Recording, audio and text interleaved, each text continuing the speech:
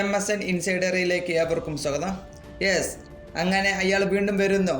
ഒരു പുതിയ ടീമിൻ്റെ ഒരു പുതിയ പരിശീലകനായിക്കൊണ്ട് ഹൈദരാബാദ് FC ടീമെ ഇപ്പോൾ അവരുടെ പേര് മാറ്റി ഇപ്പോൾ സ്പോർട്ടിംഗ് ക്ലബ്ബ് ഡൽഹി ആക്കിയിട്ടുണ്ട്. അവരുടെ പുതിയ പരിശീലകനായിക്കൊണ്ട് ആണ് ഇപ്പോൾ കേരള ബ്ലാസ്റ്റേഴ്സിൻ്റെ റിസർവ് ടീമിനെ പരിശീലിപ്പിച്ച പരിശീലകനാണ് തോമസ് ടോറസ്. ഈ പരിശീലകനാണ് ഇപ്പോൾ സ്പോർട്ടിംഗ് ക്ലബ്ബ് ഡൽഹിയുടെ പുതിയ പരിശീലകനായി ചുമതലയേൽക്കുന്നത്. നമുക്കറിയാം, തോമസ് ടോറസ് കേരള ബ്ലാസ്റ്റേഴ്സിൻ്റെ മെയിൻ ടീമിനെയും പരിശീലിപ്പിച്ചിട്ടുണ്ടായിരുന്നു.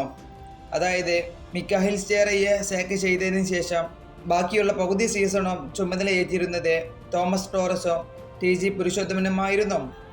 നമുക്കറിയാം, തോമസ് ടോറസ് ഒരു മികച്ച പരിശീലകൻ തന്നെയാണ്. അതുപോലെ തന്നെ തോമസ് ടോറസ് യുവ കളിക്കാർക്ക് കൂടുതൽ അവസരങ്ങൾ നൽകുന്ന ഒരു പരിശീലകനാണ് തോമസ് ടോറസ്. അതുകൊണ്ട് തന്നെയാണ് സ്പോർട്ടിംഗ് ക്ലബ്ബ് ഡൽഹി ഈ കോച്ചിനെ നിയമിച്ചിട്ടുള്ളത്. ഇനി മികച്ച അവസരങ്ങൾ പുതിയ കളിക്കാർക്ക് ലഭിക്കും എന്നുള്ളത് തന്നെയാണ് ഇവിടെ നമുക്ക് മനസ്സിലാക്കാൻ കഴിയുന്നത്. അതുപോലെ തന്നെ സൂപ്പർ കപ്പ് വരാനിരിക്കുകയാണ്. ഈ സൂപ്പർ കപ്പിൽ ഇനി സ്പോർട്ടിംഗ് ക്ലബിനെ പരിശീലിപ്പിക്കുക തോമസ് ടോറസ് ആയിരിക്കും.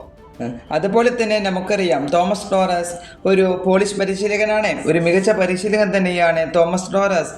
ഒരു പരിചയ സമ്പത്തുള്ള ഒരു പരിശീലകൻ കൂടിയാണ്. എന്തുകൊണ്ടും സ്പോർട്ടിംഗ് ക്ലബിനെ മുതലാകുന്ന ഒരു പരിശീലകൻ തന്നെയാണ്. അതുപോലെ തന്നെ ഹൈദരാബാദ് FC അവരുടെ സ്റ്റേറ്റ്മെൻറ്റ് ഇറക്കിയിട്ടുണ്ട്.